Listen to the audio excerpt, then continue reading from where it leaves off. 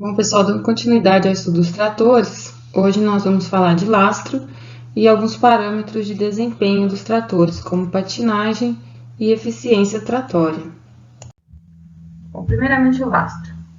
O lastro nada mais é do que a distribuição de peso que a gente adiciona ao trator, é um peso vertical que a gente adiciona aos eixos.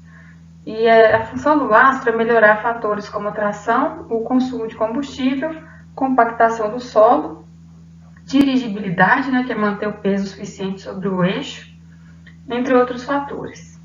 Esse lastro ele pode ser tanto metálico ou pode ser água. O peso metálico que a gente adiciona são placas de ferro fundido que a gente adiciona ou do pneu, como está indicado aí na figura direita, que a gente adiciona no aro do pneu, ou a gente adiciona essas placas na dianteira, como está indicado na figura à esquerda aí também pela setinha.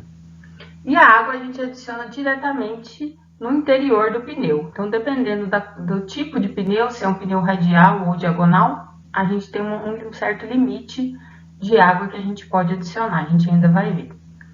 Então, em determinados casos, para aumentar o peso aderente ou baixar o centro de gravidade do veículo, tanto em pneus sem câmera como em pneus com câmera, a gente adiciona então água ao pneu. Essa água ela pode ser, na verdade, adicionada com um anticongelante, também dependendo da região em que esse trator trabalha. No nosso caso aqui, não sei se é necessário, mas em regiões do sul ou de altitude muito elevada, a gente pode adicionar um anticongelante. O lastro ele deve sempre ser adicionado de forma correta, porque senão ele pode prejudicar também alguns fatores durante a operação em campo. Então, se a gente tiver excesso de lastro, o que pode ocorrer? A gente pode ter perda de tração, a gente pode ter compactação do solo devido a esse excesso de peso, aumento da resistência ao rolamento, a gente pode ter um desgaste ou uma sobrecarga nos componentes do sistema de transmissão do trator e também um aumento do consumo de combustível do trator. E se o lastro estiver insuficiente, ou seja, se eu tiver pouco peso adicionado ao trator, pode ser que a gente tenha o desgaste prematuro dos pneus, das garras dos pneus, perda de estabilidade, também o aumento do consumo de combustível, patinagem elevada e perda de tração também. Bom, vamos ver agora alguns parâmetros de desempenho que a gente tem. A gente analisa no trator força e potência desenvolvida na barra de tração, torque e potência desenvolvida na TDP, a eficiência de tração e um importante parâmetro aqui que é a patinagem. Esse termo patinagem, ele é um termo popular, vamos dizer assim. O correto é a gente dizer razão de redução de percurso. Todos esses parâmetros, eles são determinados por normas de ensaio, Então, isso tudo é tudo normatizado, vamos dizer assim. A patinagem, ela depende de vários fatores, a razão de redução de percurso. Então, o fenômeno que ocorre no contato pneu-solo não é de patinagem. Então, a razão de redução de percurso, na verdade, é a redução de percurso de uma roda devido à deformação do pneu, devido ao cisalhamento do solo e ao deslizamento entre a roda e o solo. Então, para haver patinagem, tem que ter esses três fenômenos. Então, não é simplesmente o deslizamento, como a gente costuma imaginar, certo?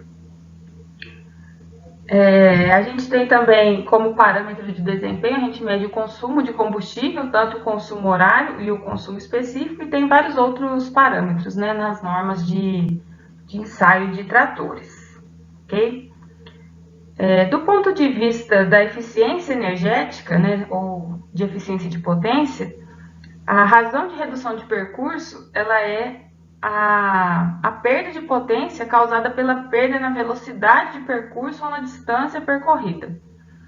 E essa patinagem, ela ocorre sempre que uma roda ou mecanismo de tração traciona alguma coisa, ou seja, produzindo uma força de tração líquida.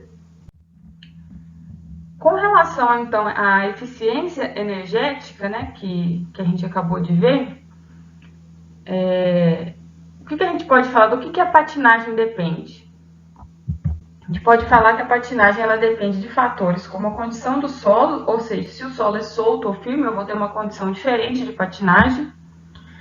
A condição do pneu, por exemplo, se o pneu ele é novo, se o pneu está bem calibrado. Então, se o pneu está novo, as garras, né, estão novas. Então, ele vai aderir melhor à superfície, ao solo. A calibração também é um importante fator. Nós veremos quando a gente estiver estudando pneus que a gente tem sempre que trabalhar na faixa de calibração indicada pelo fabricante.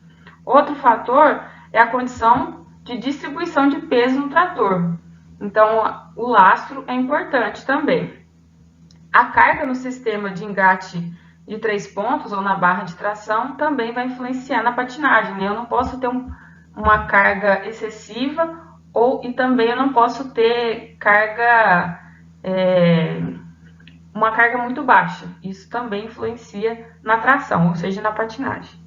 Então, uma razão de redução de percurso muito baixa significa que a eficiência com que o torque aplicado ao eixo da roda é convertido em esforço de tração é muito baixa, pois grande parte do torque estará sendo usado para vencer a resistência ao rolamento e não para produzir trabalho útil. E uma razão de redução de percurso muito alta, ou seja, uma patinagem muito alta, significa que a eficiência com que a velocidade teórica se converte em velocidade real de deslocamento da roda é muito baixa. Isso significa que a potência de tração será baixa, porque a velocidade de deslocamento é baixa. Então, a faixa ideal de razão de redução de percurso, geralmente para as condições de campo, ela é na faixa de 10 a 15%. E então, por que os pneus eles precisam patinar, né, para desenvolver esforço de tração? A resposta é porque os pneus, para desenvolver esforço de tração, eles se deformam.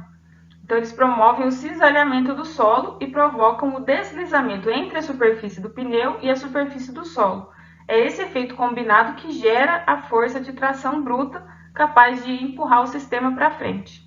Se os pneus não patinam, significa que esses três fenômenos que a gente viu anteriormente não ocorrem. E se esses três fenômenos não ocorrem, não existe tração.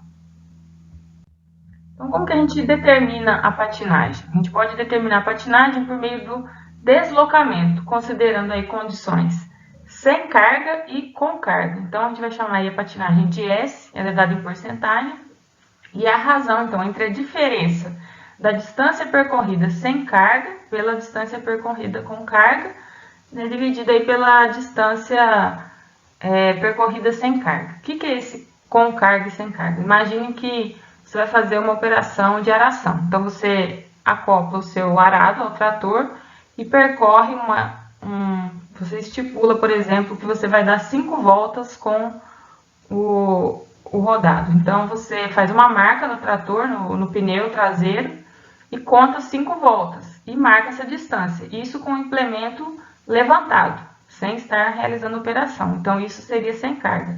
Depois você faz com a mesma marcação, só que com o arado funcionando, né, em operação. Você conta então os 5 giros da roda e mede essa distância. Então, assim, a gente vai ter quanto que o trator, né, patinou. A patinagem, ela afeta a eficiência tratória, que nada mais é do que a razão entre a potência útil na barra de tração e a potência disponível no eixo motriz. Então, o termo eficiência tratória ele é aplicado para definir como um mecanismo de tração converte a potência de entrada em potência de saída, ou seja, o que eu tenho disponível e o que eu vou realmente utilizar. Então, para um veículo, a gente pode definir eficiência de produção de tração como a potência produzida pelo veículo na barra de tração, dividida pela potência produzida pelo motor.